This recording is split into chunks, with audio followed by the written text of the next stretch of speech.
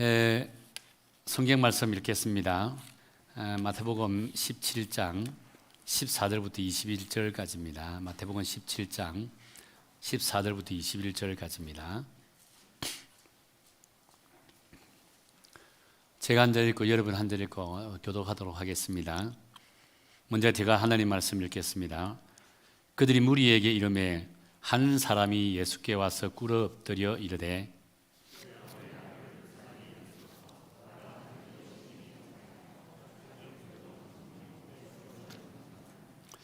내가 주의 제자들에게 데리고 왔으나 능히 고치지 못하더이다.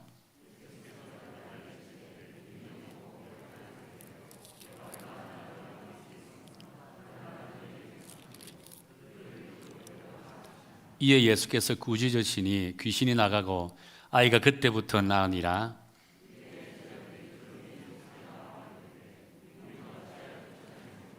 같이 읽겠습니다. 이르시되 너희 믿음이 작은 까닭이니라. 진실로 너희에게 이르노니 만일 너희에게 믿음이 겨자씨 하나만큼만 있어도 이 산을 명하여 여기서 저기로 옮겨지라 하면 옮겨질 것이요 또 너희가 못할 것이 없으리라. 아멘. 하나님 감사합니다. 이제 하나님의 말씀을 듣기를 원합니다. 이 부족한 종의 입술을 통해 성령 하나님이 말씀하여 주옵소서. 전하는 자 듣는 자 성령의 감화 감동이 있게 해주시고 무엇보다 하나님 홀로 영광 받는 귀한 예배가 되게 도와주옵소서. 사람의 말이 아니라 온전히 하나님의 말씀만 선포하게 도와주옵소서. 예수님 이름으로 기도드립니다. 아멘.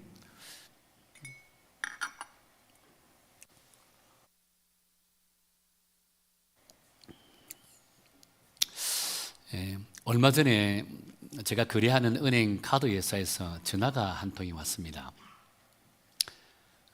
그러면서 하는 말이 자신의 은행 카드를 이용해 주셔서 감사합니다 라고 이렇게 말을 하더라고요. 그래서는 보통 이제 이 정도 되면 알겠습니다 라고 전화를 끊잖아요.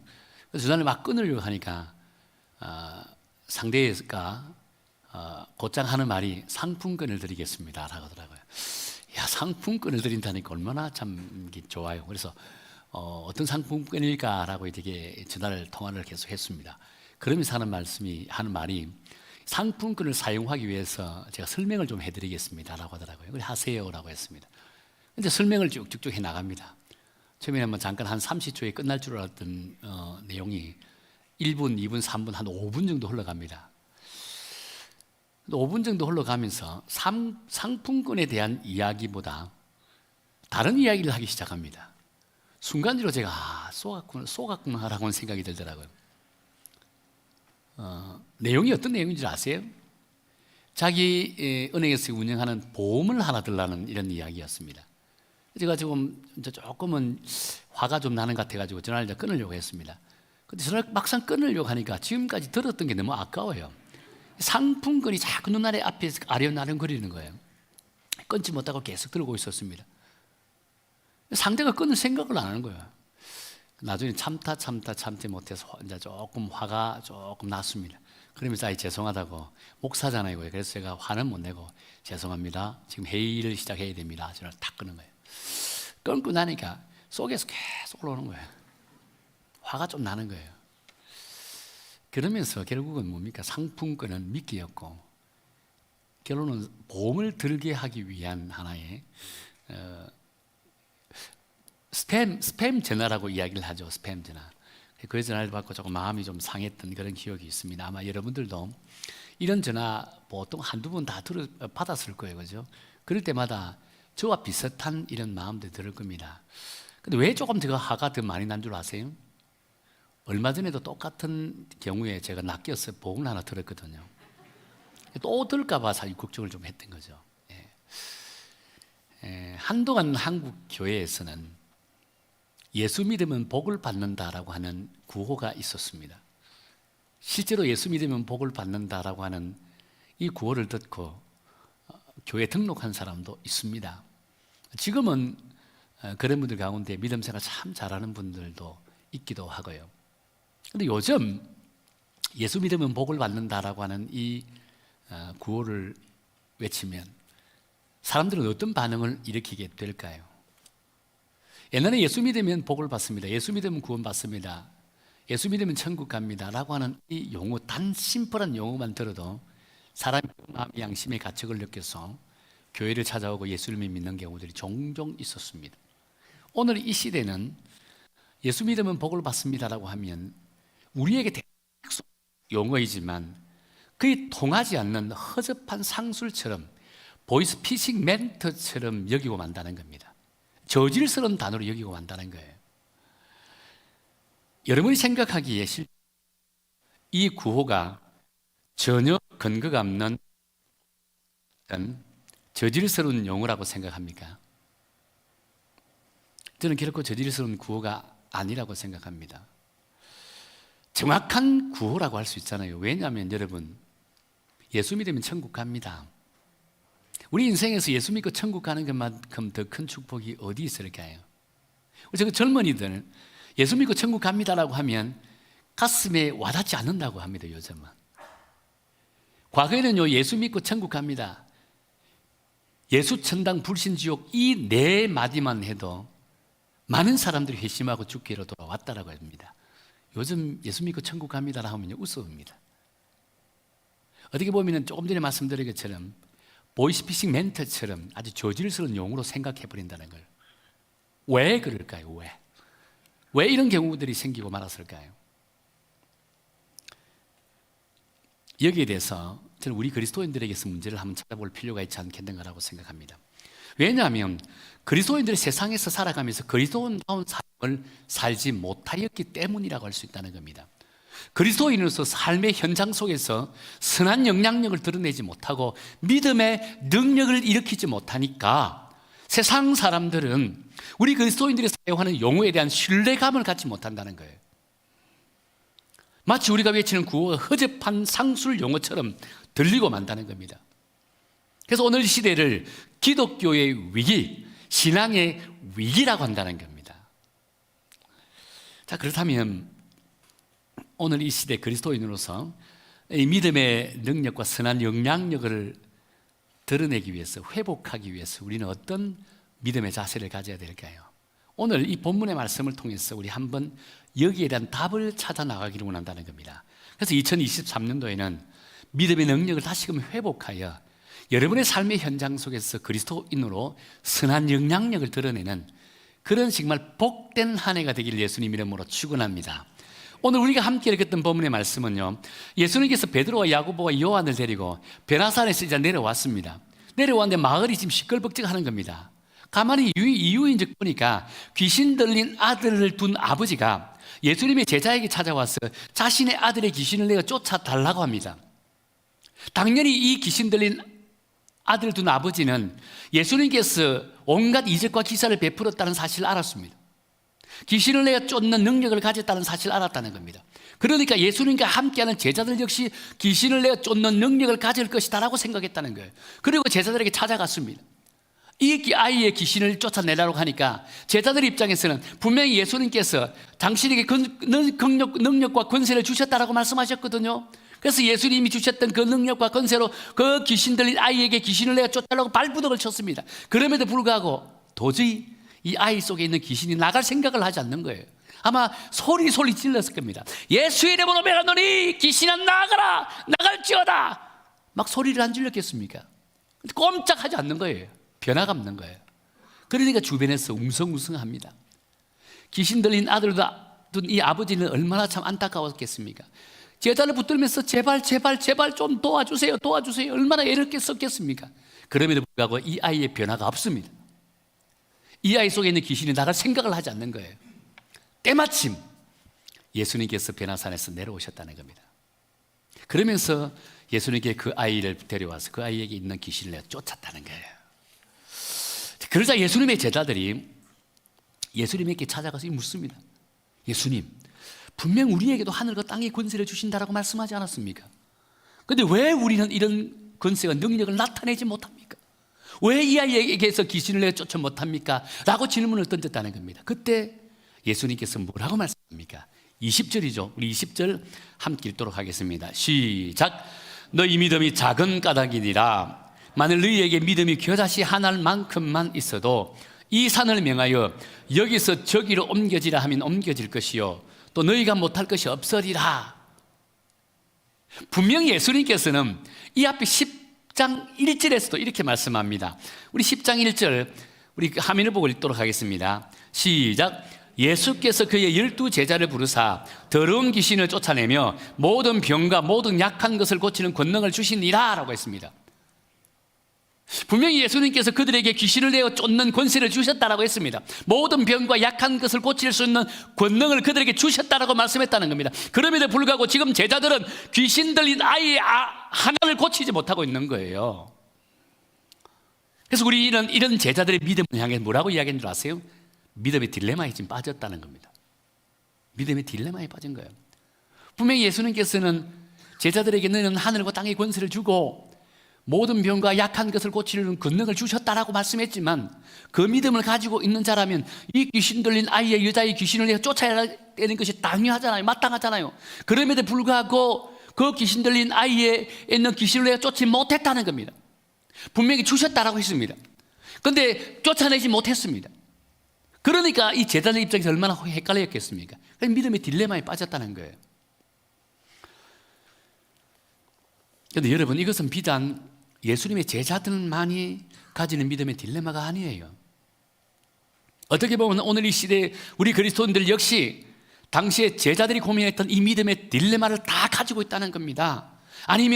더하면 대체 덜하지 않는 그런 믿음의 딜레마를 가지고 있는 거예요. 그런데 왜? 무엇이 이 믿음의 딜레마에 빠지게 만들었을까요?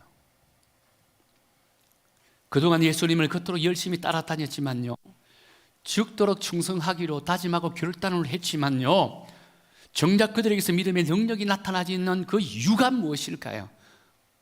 오늘 저는 저와 여러분에게 또 여러분에게 이 말씀에 대한 답을 제시해 주기를 원한다는 겁니다. 이 본문을 말씀을 함께 묵상하면서 그 답을 함께 찾아 나가기를 원한다는 겁니다. 그래서 올 한 해 동안에는요, 여러분 모든가 그리스도인이라면 정말 예수님을 가슴에 영접한 자라면 믿음의 능력이 여러분의 삶의 현장을 통해서 나타나고 경험하는 그런 귀하고 복된 한 해가 되기를 예수님 이름으로 축원합니다. 자, 그럼 첫 번째, 우리 믿음의 능력을 회복하기 위한다면요, 1%의 생명력 있는 믿음에 집중해야 된다는 거예요. 자, 예수님께서 산을 옮기는 믿음은 어떤 믿음이라고 했죠? 20절 중반절에 보면 이렇게 말씀합니다. 겨자씨 하나만큼만 있어도 이 산을 명하여 여기서 저기로 옮겨지라 하면 옮겨질 것이요 라고 했습니다. 저는 이 구절을 묵상하면서 겨자씨 하나의 믿음은 도대체 어떤 믿음일까를 고민해 봤다는 거예요. 그러면서 나름 내린 결론은요, 우리 안에 있는 1%의 생명력 있는 믿음이라고 생각한다는 겁니다. 다시 말해서 비록 우리 속에는요 99%의 세상적이고 지극히 인간적인 것들이 가득 차 있다 할지라도 그 가운데 단 1%만 하나님을 향한 온전한 믿음, 하나님과 깊은 신뢰의 관계를 맺는 그 1%의 믿음만 있더라면 우리가 능력 있는 믿음을 소유할 수 있다는 겁니다. 생명력 있는 그런 믿음을 소유할 수 있다는 거예요. 그런데 본문의 제자들은요, 이 1%의 믿음도 소유하지 못했다는 겁니다. 이 생명력 있는 믿음의 1%도 가지지 못했다는 거예요. 그동안 열심히 예수님을 따라다녔지만 복음의 진리를 온전히 깨닫지 못하고 있다는 겁니다. 사실 이것은 제자들의 입장에서도 엄청난 충격입니다. 분명히 예수님을 따라만 다녀도 구원받을 줄 알았습니다. 예수님과 함께하는 곳에는 자신들도 능력을 베풀 줄 알았습니다. 그런데 그것이 큰 착각이었다는 거예요. 마치 예수 믿으면 복을 받는다는 생각 속에 빠진 오늘날 우리들의 모습을 보는 것과 같았다는 겁니다. 자연히 이 본문의 제자들이나 우리 그리스도인들에게서 왜 1%의 믿음의 능력을 가지지 못하는지 그 이유를 알 수 있다는 거예요. 우리는 예수님을 아는 것이 마치 예수님을 믿는 것으로 착각하고 있다는 거예요. 예수님을 아는 것과 예수님을 믿는 것은 엄연한 차이가 있다는 겁니다. 예수님에 대해서 익히 알고 있으니까 자연적으로 예수님을 믿는다는 생각 속에 빠져 있는 것이 오늘 우리들의 모습이라고 할 수 있다는 거예요. 그러니까 예수님을 아는 지식에서 더 이상 진전이 없는 거예요. 그 생각 속에 머물러 있으니까 어떻게 우리가 예수님을 믿는 믿음으로 나아갈 수 있을까요? 여러분, 믿음은 아는 것 이상이어야 합니다. 아는 것은요, 단순히 머리로 지식적으로 아는 것입니다. 그러나 예수님을 믿는 것은요, 이 아는 것을 뛰어넘어서 가슴으로, 우리의 신념으로, 가치관으로, 인생관으로 젖어들어야 된다는 겁니다. 그리고 젖어들기 위해서는 끊임없이 하나님의 말씀과 기도로 예수님과 함께 뒹굴어야 되는 겁니다.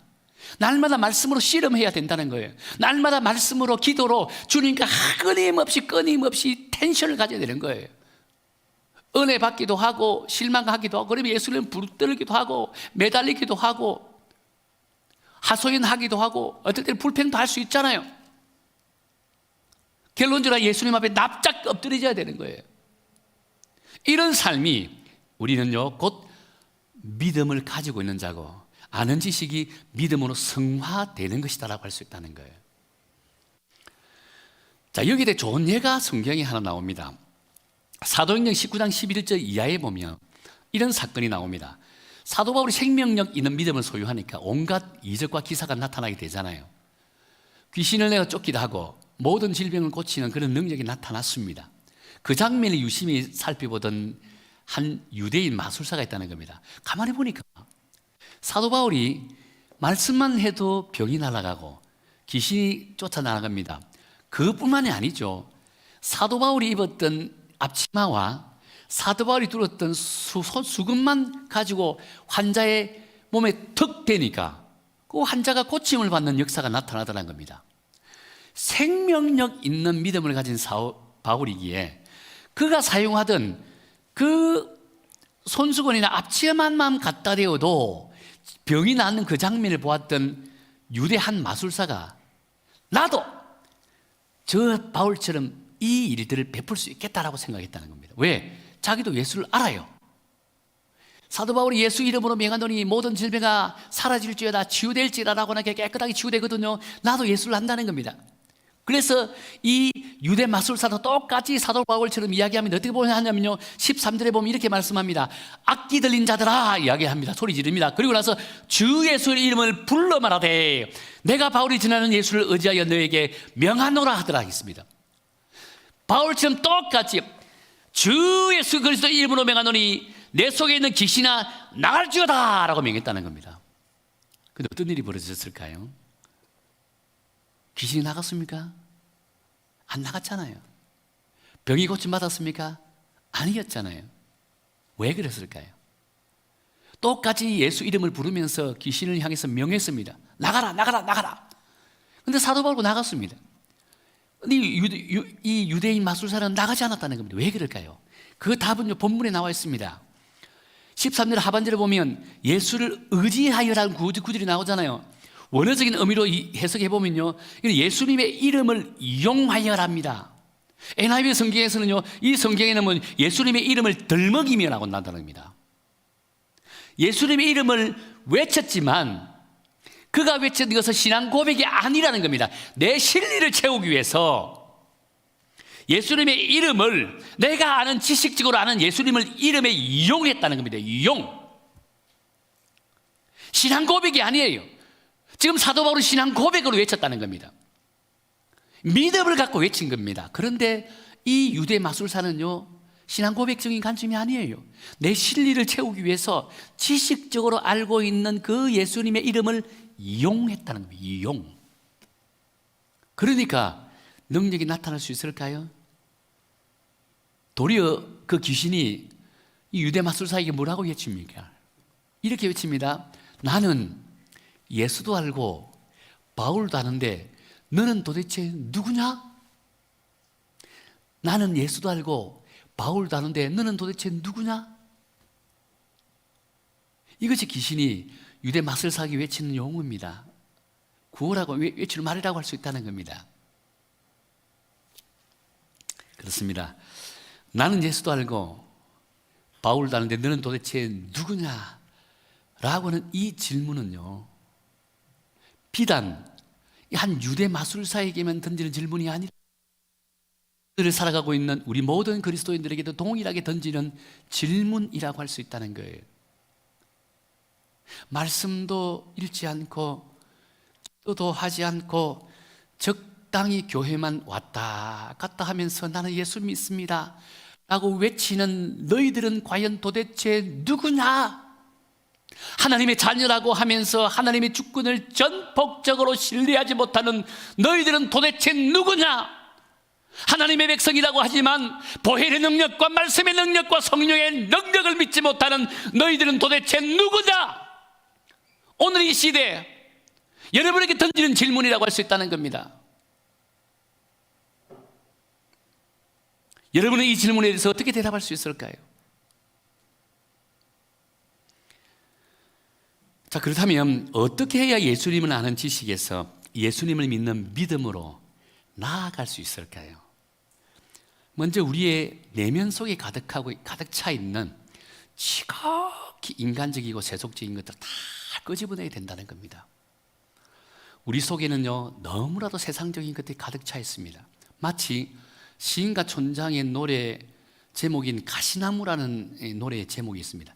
그 가사처럼 내 속에 내가 너무 많기에 예수님이 쉴 곳, 머물 곳이 없다라고 한다는 겁니다. 내 속에 내가 너무 많았어. 예수님께서 쉴 곳, 머물 곳이 없다라고 한다는 거예요. 우리가 예수님의 말씀을 듣기 전에 이미 과거로부터 들어온 것들이 너무나 많습니다. 복음보다 먼저 배운 지식이 내 머리를 가득 채우고 있다는 겁니다. 그렇다 보니까 말씀의 판단 기준보다 세상적인 가치가 나의 인생의 판단 기준이 되어버렸다는 거예요. 그렇게 예수님보다 우선적인 것들, 말씀의 가치보다 우선적인 것들을 다 끄집어내어 넣어야 된다는 겁니다. 주의 십자가 앞에 내려놓아야 되는 거예요. 그것을 내려놓지 않는 이상은 끊임없이 내 속에는 내가 가득하여 예수님이 내 삶의 주인이 되지 못한다는 겁니다. 내가 내 인생의 주인이 되는 거예요. 내가 내 인생의 주인이 될 때 그 인생은 어떤 인생일까요? 나도 예수를 아는데, 바울도 아는데 너는 도대체 누구냐? 이런 질문을 받을 수밖에 없는 거예요. 이런 소리를 들을 수밖에 없다는 거예요. 이 내려놓음의 작업 없이는요, 결코 예수님을 믿는 믿음이 생성될 수 없습니다. 우리 속에 생명력 있는 믿음을 가질 수가 없다는 거예요. 사랑하는 성도 여러분, 올 한 해는요, 우리 모두 내려놓음에 도전해보는 그런 한 해가 되기를 축원합니다. 지금까지 내 지식과 내 지혜를 의지하여 판단하고 정죄하고 계획했는데 이제부터는 나의 나됨을 철저하게 내려놓기를 원합니다. 그래서 기도하는 중에 하나님이 주시는 지혜와 능력으로 판단하고 계획하고 내 삶을 주도해 나가는 그런 한 해가 되기를 원한다는 겁니다. 그렇다면 분명 우리 속에 있는 1%의 생명력이 형성되어서 우리의 삶의 현장 속에 하나님이 날마다 동행하고 하나님을 통해서 우리의 믿음의 능력이 나타나고 무엇보다 그리스도인으로서 선한 영향력이 드러나는 그런 한 해가 될 줄로 믿습니다. 우리 여성교에 속해 있는 모든 성도 여러분, 우리 청년 여러분, 올 한 해는요, 여러분의 인생을 통해서 믿음의 능력이 회복되어서 여러분이 가는 곳곳마다, 그것이 직장이든 가정이든 사업장이든 학교이든 여러분을 통해서 선한 믿음의 영향력이 드러나요 하나님 나라를 위해서 온전히 쓰임받는 귀하고 복된 한 해가 되기를 예수님 이름으로 축원합니다. 또 한 가지는요, 이 능력 있는 믿음을 소유하려면 하나님의 권능에 접속해야 된다고 합니다. 귀신을 쫓아내는데 실패한 제자들이요, 사람들 앞에서 고개를 숙이고 있다가 사람이 떠나고 나니까 예수님께 다가가서 조용히 묻습니다. 왜 우리들은 귀신을 내어 쫓지 못합니까? 라고 했습니다. 우리를 왜 어찌하여 능력이 나타나지 않습니까? 라고 했습니다. 그때 예수님께서 심플하게 딱 대답하잖아요. 너희에게는 믿음이 작은 까닭이다 라고 말씀했다는 겁니다. 너희에게는 믿음이 작은 까닭이다. 여기서 중요한 것은요, 예수님께서 제자들에게 말하기를 너희에게 믿음이 전혀 없다라고 말씀하지 않았습니다. 너희에게 믿음은 작은 믿음을 가지고 있다라고 말씀하고 있다는 겁니다. 그렇습니다. 분명 우리는 능력 되시는 예수님을 믿습니다. 날마다 주님과 동행하는 삶을 산다고 한다는 겁니다. 그럼에도 불구하고 우리의 삶 속에는요, 우리의 사업장에는요, 우리의 직장에서는요, 믿음의 능력이 조금도 나타나지 않고 있다는 겁니다. 왜 믿음의 능력이 나타나지 않을까요? 믿음이 있기는 있지만 겨자씨만한 믿음만 소유하고 있다는 거예요. 다시 말해서 하나님을 전적으로 신뢰하는 이런 믿음이 없다는 겁니다. 하나님과 온전히 소통하는 그런 믿음이 없다는 거예요. 하나님을 전적으로 신뢰하는 믿음이 없다 보니까 우리 속에 생명력 있는 믿음이 생성되지 않는다는 거예요.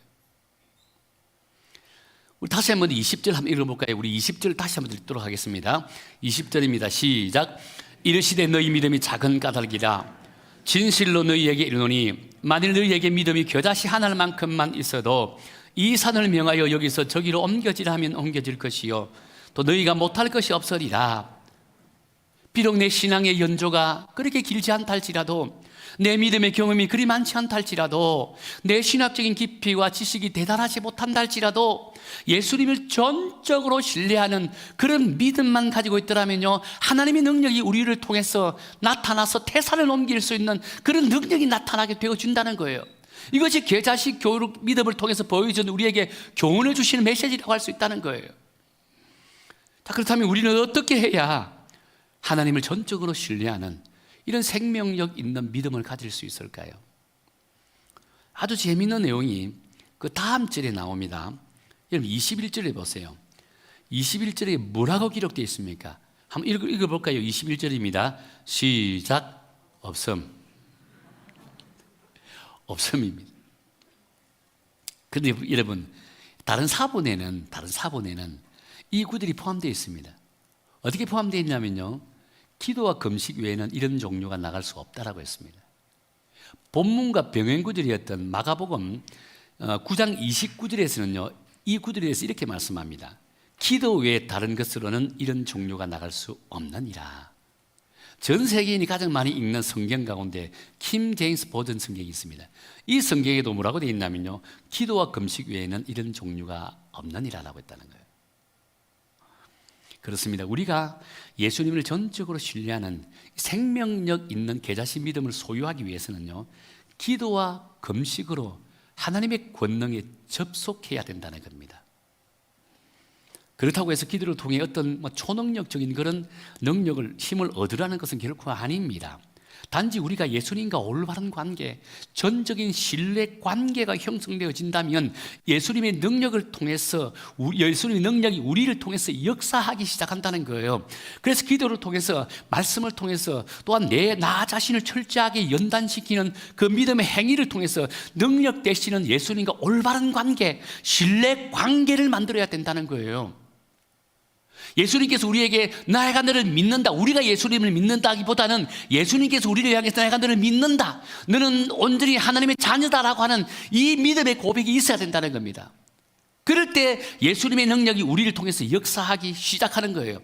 그것이 우선될 때 비로소 하나님의 능력이 우리의 능력이 되고요, 우리의 삶의 현장에서 그리스도인으로서 영향력을 드러내는 그런 믿음의 삶을 살아갈 수가 있다는 거예요.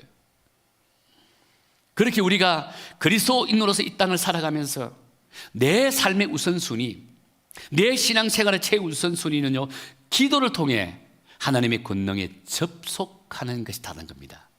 하나님의 권능에 접속할 때 우리는 온전한 믿음을 갖게 되고 하나님과 온전한 관계, 신뢰 관계가 형성되어진다라고 할 수 있다는 겁니다. 그럴 때 내가 사는 것이 아닙니다. 내 믿음의 지경이 넓어지고 내 삶 속에 믿음의 능력이 회복되어진다는 거예요. 여러분, 이런 의미에서요, 올 한 해는 여러분 좀 기도를 좀 사모하세요. 우리 어르신들은 새벽 기도를 좀 사모하시고요, 우리 젊은이들 금요 기도를 좀 사모해 보세요. 무엇보다 말씀을 통해서 좀 배움의 시간도 갖고 훈련의 시간도 좀 가져보세요. 그렇다면 하나님께서 우리에게 믿음을 회복하게 되고요, 무엇보다 생명력 있는 그런 믿음을 가지게 한다는 것입니다. 그렇다면 우리 각자의 신앙도 성숙해질 뿐 아니라 무엇보다 믿음의 능력을 경험하는 그런 은혜로운 한 해가 될 줄로 믿습니다. 우리 여성교에 속해 있는 사랑하는 성도 여러분, 우리 청년 여러분, 올 한 해는 그냥 그대로 지나가는 것이 아닙니다. 나는 예수도 알고 바울도 아는데 너는 도대체 누구냐? 라고 하는 질문을 받았을 때 오늘 당당하게 나는 예수님을 믿는 하나님의 자녀입니다, 나는 예수님을 믿는 하나님의 친백성입니다 라고 하는 자신감 있게 그 질문에 대답할 수 있는 그런 우리 성도가 되어야 된다는 것입니다. 그럴 때 우리 속에는 생명력 있는 믿음이 형성되고 우리의 삶의 영역 속에서 믿음의 능력이 나타나게 되어진다는 겁니다. 사도 바울처럼 우리도 어떤 경우에도요, 하나님이 놀라운 기적의 역사를 베풀 수 있다는 겁니다. 기적의 역사라고 해서 죽은 사람은 발딱 일으키고 안전벨기를 발딱 일으키는 그런 것이 아니에요. 오늘 이 시대는요, 얼마든지 병원에서 그런 치유의 능력을 베풀 수 있습니다. 그러나 우리에게 할 수 있는 것이 무엇입니까? 영적으로 죽어가고 정신적으로 죽어가는 그들에게 주의 사랑을 전함을 통해서 그들이 다시금 믿음으로 마음으로 정신적으로 회복시킬 수 있다는 겁니다. 오늘 이것이 기적입니다. 오늘 교회가, 이 시대 교회가 감당해야 될 하나님의 사역이라고 할 수 있다는 겁니다. 사명이라고 할 수 있다는 겁니다. 이제는요, 치유의 능력이 온전한 기적이 아니에요. 병원에서도 세상적인 의술로서 얼마든지 감당할 수 있는 것입니다. 세상 의술이 감당하지 못하는 게 무엇입니까? 영혼이 죽어가는 그 인생, 정신적으로 죽어가는 그 인생, 주의 사랑과 주의 복음을 통해서 그들을 회복시킬 수 있다는 겁니다. 이것이 기적입니다. 우리 믿음의 능력이 회복될 때 하나님 저와 여러분을 통해서 그 영혼들을 주께로 인도하게 되고 그 주께로 인도함 받은 자들이 다시금 영적으로, 정신적으로, 정서적으로 건강해지는 그런 놀라운 은혜를 경험하게 될 줄로 믿습니다. 우리 여성교회 그런 사명을 감당할 때 하나님이 2023년도에는 우리 여성교회를 통해서 정말 이 부천 지역에 하나님의 나라가 확장되어질 것이고 이 민족 속에서도 확장되어지는 놀라운 그런 역사가 일어나게 될 줄로 믿습니다. 오래전에 읽었던 이야기 가운데 아직도 가슴 뭉클한 그런 이야기가 있어서 여러분에게 소개하고 말씀을 맺도록 하겠습니다. 우리나라의 대표적인 산악인 가운데 엄홍길 씨가 있습니다. 엄홍길 씨가 참 유명한 산악인이잖아요. 한때는 이 장애인들을 중심으로 희망 원정대라고 하는 이 원정대를 만들어서 히말라야 산과 캘리만자로 산을 등정하는 그런 일이 있었습니다. 뭐 장애인 등반대라 해서 뭐 특별한 분은 아닙니다. 실제로 뭐 휠체어를 끌고 다니는 그런 분 정도로 육신적으로 어려움을 당하는 분이었습니다. 그런데 여러분, 산에 올라갈 때 휠체어 끌고 올라갈 수 있을까요? 아니잖아요. 그럼 어떻게 해요? 핸드워킹이라는 방법으로 올라갑니다. 두 발이 아니라 두 손을 찢으면서 히말라야 산에 등정을 한다는 겁니다. 여러분, 쉬울까요? 결코 쉽지 않습니다. 그런데 이들에게는요, 이것보다 더 힘든 것이 있었습니다. 무엇이냐면 고산병이었습니다.